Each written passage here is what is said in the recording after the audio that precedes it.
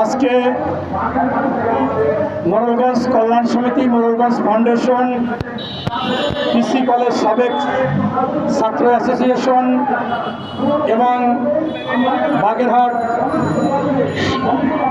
সচেতন নাগরিক পরিষদ কর্তৃক আয়োজিত আজকে বাগেরহাট জন্মলগ্ন থেকে 4টি আসন ছিল, সেই 4টি আসনকে ভেঙে 3টি আসন করার প্রতিবাদে এবং 4টি আসন বহাল রাখার দাবিতে আজকে মানববন্ধন ও বিক্ষোভ সমাবেশের সম্মানিত সভাপতি এবং এখানে উপস্থিত আছেন আমাদের অত্র এলাকার উল্লেখযোগ্য ব্যক্তিবর্গ এবং যারা জনকল্যাণমূলক কাজ করেন তারা এখানে আছেন। সকলকে আমি শুভেচ্ছা ও ধন্যবাদ জানাই। প্রিয় সাংবাদিক ভাইয়েরা, আজকে মূলত বিষয়টি আমরা যে দাঁড়িয়েছি আপনাদের মাধ্যমে বাংলাদেশের সর্বস্তরে, বিশেষ করে নির্বাচন কমিশন এবং অন্তর্বর্তীকালীন সরকারকে এবং সংস্কার কমিটিকে জানাবার জন্য আপনাদের মাধ্যমে এখানে আমরা উপস্থিত হয়েছি।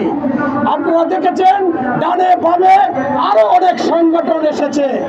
তাই আমি বাগেরহাটের একজন সাধারণ মানুষ হিসাবে কল্যাণকর কাজ করার জন্য এখানে উপস্থিত হয়েছি। আমাদের বিষয়টি কি, যে আমাদের আসন বৃদ্ধি পাওয়ার কথা, সেখানে আসন আরো কমিয়েছে। আপনার কি দেখিয়েছেন যে আয়তনে কম এবং ভোটের সংখ্যা কম। আপনাদের মাধ্যমে স্পষ্টভাবে বলতে চাই, আমি বাগেরহাটের 4-এর পক্ষ থেকে এখানে দাঁড়িয়েছি। সেই বাগেরহাট 4 সংসদীয় আসন হচ্ছে মোড়লগঞ্জ শরণখোলা 20টি ইউনিয়ন, একটি পৌরসভা নিয়ে। সেখানে আমাদের আয়তন হচ্ছে 12 বর্গ কিলোমিটার এবং আমাদের ভোটার হচ্ছে 3,60,000 প্লাস। এখন ভোটার সংখ্যা কমের জন্য তারা বলেছে 4,20,000-এর নিচে ভোটার হলে এই আসন কর্তন করা হবে।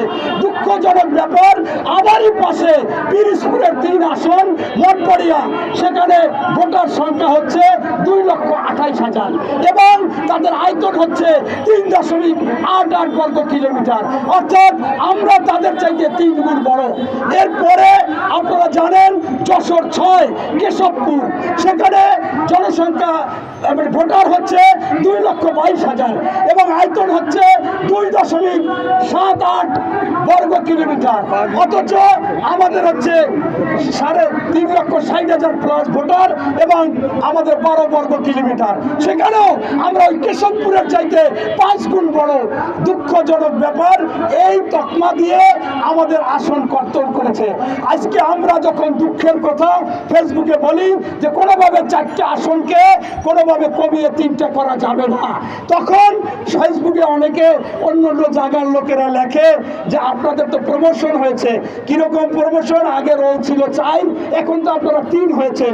দুঃখজনক ব্যাপার, এটা তারা বলতেই পারে, কিন্তু আপনারা একবার চিন্তা করবেন যে এই কেন এটা করা যাবে না।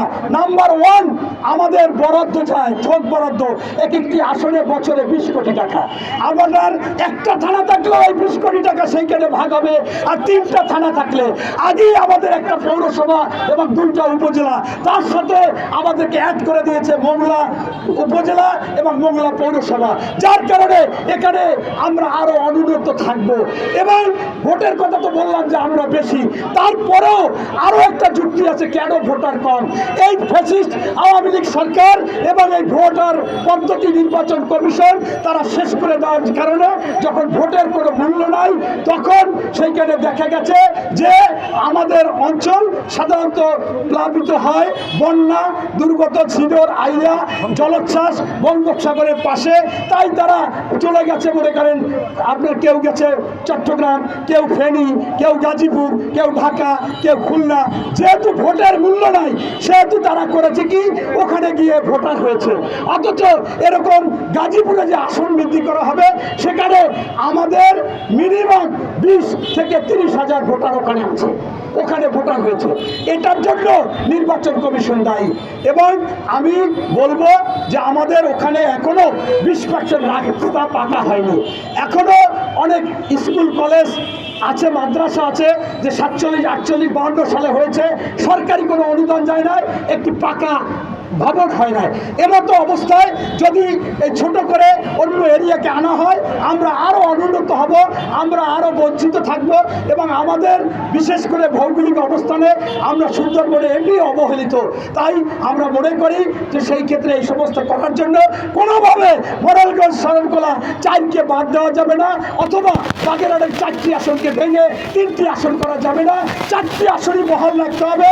এবং আমাদের যুক্তিতর্ক স্পষ্ট, এটা ষড়যন্ত্রমূলক করতেছে। সর্বশেষ বলবো, আজকে বাংলাদেশের সন্ত্রাস, দখল, চাঁদাবাজ, দুর্নীতি, আইন শৃঙ্খলার অবনতি, মব জাস্টিস হচ্ছে।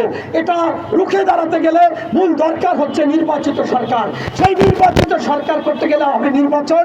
এবং এই কারণে নির্বাচন কেউ যদি মামলা করে দেয়, কেউ যদি সমস্যা সৃষ্টি হতে পারে, এই নির্বাচন বিলম্বিত হতে পারে। আমি মনে করি এটাও একটি ষড়যন্ত্র। এবং এই নির্বাচন কমিশনে এবং এই সংস্কারে কোনো আওয়ামী দোসর আছে বিদায় তারা এই নির্বাচন বিলম্বিত করার জন্য এই ষড়যন্ত্র করতেছে। এই বলে আমি আমার বক্তব্য শেষ করছি। আল্লাহ হাফেজ। বাংলাদেশ জিন্দাবাদ।